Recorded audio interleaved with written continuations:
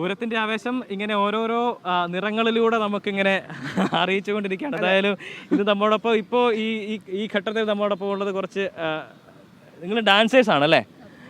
Dancers ആണ്. അപ്പോൾ reels ഒക്കെ എടുക്കുന്നതിന് വേണ്ടി വന്നതാണ്. അപ്പോൾ നമ്മുടെ പ്രേക്ഷകരുമായിട്ട് കുറച്ച് പൂരത്തിൻ്റെ വിശേഷങ്ങളൊക്കെ പങ്കുവെക്കാമല്ലോ എന്ന് ഓർത്തിട്ട് അവരെ വിളിച്ച് വരുത്തിയ. എങ്ങനെയാണ്, ടീച്ചറാണോ? അതെ.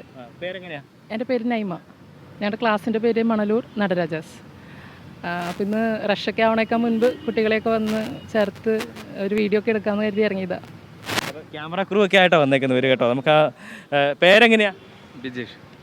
ശ്രേയ, കാർത്തിക, ഗ്രീഷ്മ, അഭിലയ, നയന, അപർണ, ശ്രീനന്ദ, കൃഷ്ണ. കൃഷ്ണ. അപ്പോൾ നിങ്ങൾ എങ്ങനെയാണ് ഇതിൻ്റെ ഒരു ഇത്രയും ആളുകൾ ഒരു ഗ്രൂപ്പായിട്ട് തന്നെ എങ്ങനെയാണ് ഇതിൻ്റെ പരിപാടി എങ്ങനെയാണ് ശരിക്കും? ഒരു 30 സെക്കൻഡിൻ്റെ ഒരു ഷോർട്ട് വീഡിയോ എടുക്കാനായിട്ട് ഇറങ്ങിയതാണ്. ക്ലാസ്സിൽ ഞങ്ങളൊരു 40-50 കുട്ടികളോളം ഉണ്ട്. പക്ഷെ എല്ലാവർക്കും വരേണ്ട ഒരു പ്രാക്ടിക്കൽ ബുദ്ധിമുട്ട് കാരണം കുറച്ച് പേരെയും കൊണ്ടുവന്ന് എക്സ്പ്ലോർ ചെയ്യാമെന്ന് കരുതി. ഈ കോസ്റ്റ്യൂം കാണുമ്പോഴേ നമുക്ക് അതിന്റെ വല്ല എന്ത് പ്രത്യേകത? നമ്മുടെ ക്ലാസ്സിൻ്റെ ജേഴ്സിയാണിത്.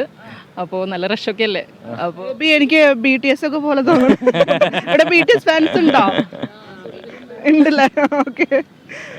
അപ്പോൾ ഏതായാലും നല്ല രസമുണ്ട്. നമുക്ക് പൂരം കളറാവുന്നു, അതുപോലെ ഒപ്പം തന്നെ ഇവരും നല്ല കളർഫുൾ ആയിട്ടൊക്കെയാണ് വന്നിരിക്കുന്നത്. ടീച്ചറെ കാണാൻ നല്ല രസമുണ്ടെന്ന് പറയാൻ പറഞ്ഞു. ഓക്കെ. ടീച്ചറും മണലൂർ തന്നെയാണോ? മണലൂർ തന്നെയാണ് ഞങ്ങളെല്ലാവരും. ഓക്കെ.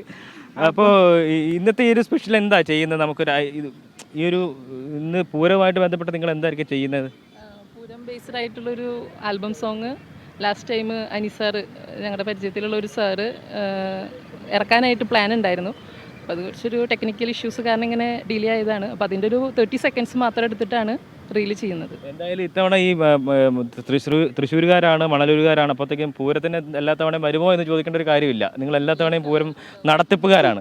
അപ്പോൾ ഇത്തവണത്തെ എന്തായാലും ഇതൊരു സ്പെഷ്യൽ നമ്മൾ പ്രതീക്ഷിക്കുന്നത് എന്താ? ലേഡീസിന് കുറച്ചും കൂടിയും കംഫർട്ടബിളായിട്ട് വന്ന് കാണണം. ഒരുപാട് മാറ്റമായിട്ടുണ്ട്, എന്നാലും കുറച്ചും കൂടിയും എല്ലാവർക്കും അതാണ് ആഗ്രഹം. എന്നാലാണ് ഇതുപോലെ എല്ലാവർക്കും ഒന്ന് എക്സ്പ്ലോർ ചെയ്യാൻ പറ്റുള്ളൂ. ആദ്യത്തേലും വിട്ടിട്ട് ഒരുപാട് മാറ്റമായിട്ടുണ്ട്, പക്ഷേ ഇനിയും മാറ്റങ്ങൾ ആഗ്രഹിക്കുന്നു.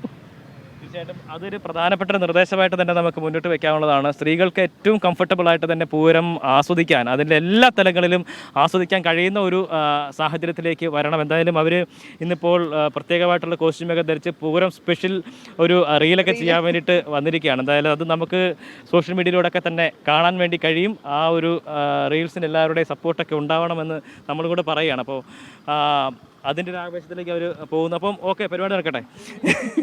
അതെ, ആൾക്കാർ കൂടുതലാവുമ്പോഴത്തേക്കും എടുത്ത് പോകാൻ. അതെ.